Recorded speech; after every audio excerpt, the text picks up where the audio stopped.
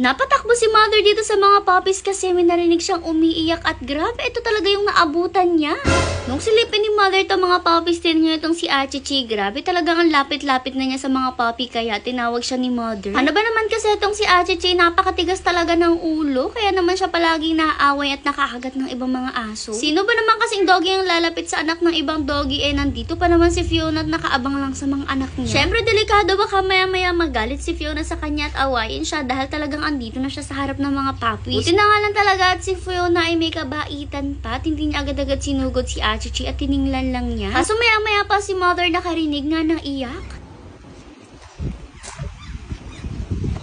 Kaya naman napatakbo siya nung marinig niya kasi nga baka maya-maya kung anong nangyari sa mga puppies. At pagkakit rin nga niya dito, tingnan niyo at ito ang naabutan niya. O diba nakasipit yung ulo ng puppy dito sa kanilang fence. Mukha rin nga nakatulog na siya dito kaya naman itong si Mother dali-dali nga siyang tinanggal agad kahit hindi na siya makapag-video talaga ng ayos. Grabe talaga nagagawa ng mga puppies na ito kung saan talaga sila sumusuk-suk-suk-suk. Nakatayo pa nga siya talaga kaya naman hirap siyang makaalis at kahit nga nung tinatanggal na siya ni Mother medyo nahirapan din talaga magtanggal si Mother sa kanya. Nakasipit kasi or nakakawit yung pinakakamay niya kaya naman hindi siya agad-agad matanggal kaya mas hindi rin niya matatagal yung sarili niya mula sa pagkakaipit na yun. Nung alisin nga siya ni Mother, tingnan niyo hindi na nga rin siya masyado nakaibot, nakasteady na lang siyang ganyan. Siguro rin nga ay kanina pa siya doon kaya naman tingnan niyo medyo nanibago nga siya nung ibaba siya ni Mother at ganun pa rin talaga yung pwesto niya at hindi umiibo. Buti na lang rin talaga at narinig ni Mother iyak ng mga puppies kasi kung hindi siguradong hanggang mamaya ay nandun siya since hindi naman niya kakayaning tanggalin yung sarili niya. Paano ba naman kasi ganun talaga ang mga puppies, nagpupumilit nga silang sumuot kung saan talaga sikip.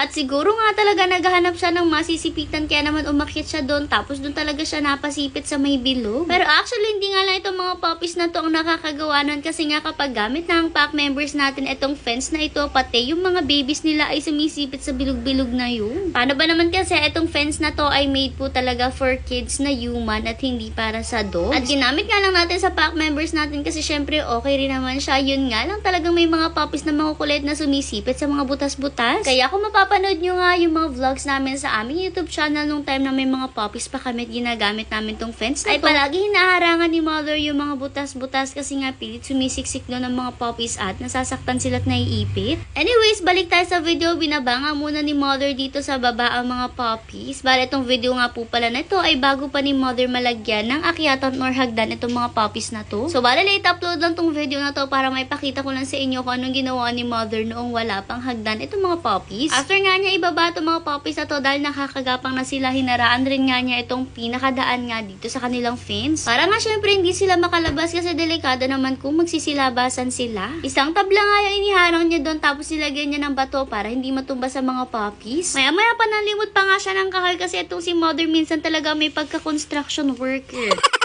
Pero ganyan kasi talaga yan kahit nga sa mga puppies ng ating pack members. Talagang kumpuni siya ng kumpuni ng bahay ng mga puppies. Naalala ko nga noon sa puppies ng pack members natin kung ano-ano ng tela yung nilagay niya. May tela sa ilalim, tapos may tela sa tagilina, tapos syempre may tela rin bilang bubong ng mga puppies. Ganyan talaga yung si Mother. Yan marami nagko-comment na ang OA natin at ang arte ng pag-alaga natin sa mga puppies. Pero ganyan kasi talaga ang ina. Okay lang natawagin yung maarte. Basta para sa kanya gagawin niya ang lahat para sure siya na safe ang mga puppies niya or mga baby niya. Kaya naman dito talaga nagpumilit siyang magpukpok para malagyan ng latag itong mga puppies. Para nga doon sa ngayon dito muna sila sa baba tapos dito sila matulog sa latag kapag matutulog sila tapos doon sila sa baba kapag magpapati. Maya-maya pa si Achichi napakatigas na naman ng ulo andito na naman sa mga puppies o talagang hindi mo mapagsabihan, diba? Sakto pa na andito rin sa baba si Mama Fiona. Naku, talaga itong si Achichi kung nakaakyat si Mama Fiona doon sigurado nga awayin siya. Tingin-tingin din nga si Mama Fiona nung bumaba si Achichi. Grabe kasi talaga itong si Achichi, napakagalat kung saan-saan nakakarating. Si Mama Fiona pa naman, palagi nga siya nakaabang sa mga puppies niya kasi dito nga lang siya natutulog sa gilid sa tapat ng kabilang bahay kasama sina Mama Dog, si Lola Dog at yung kapatid niya. Pero minsan naman itong si Mama Fiona ay dito na rin natutulog sa likod ng cage ng kanyang mga puppies kasi nga dito malilumbre at dito talaga yung piniling niyang spot noon pa. Ito mga puppies naman niya, tingnan niyo, ang sarap-sarap rin nga ng tulog dito sa loob at sa latag nila. Talagang magkakayakap pa at ang cute nila. Ganyan nga kasi talaga ang mga puppies. Gusto nila yung magkakasama sila at palagi magkakadikit kahit nga habang natutulog kasi feel nila safe sila kapag magkakadikit sila. Mahangin din naman talaga dito kaya naman enjoy din ang sleep ng mga puppies at pati itong si Mama Fiona.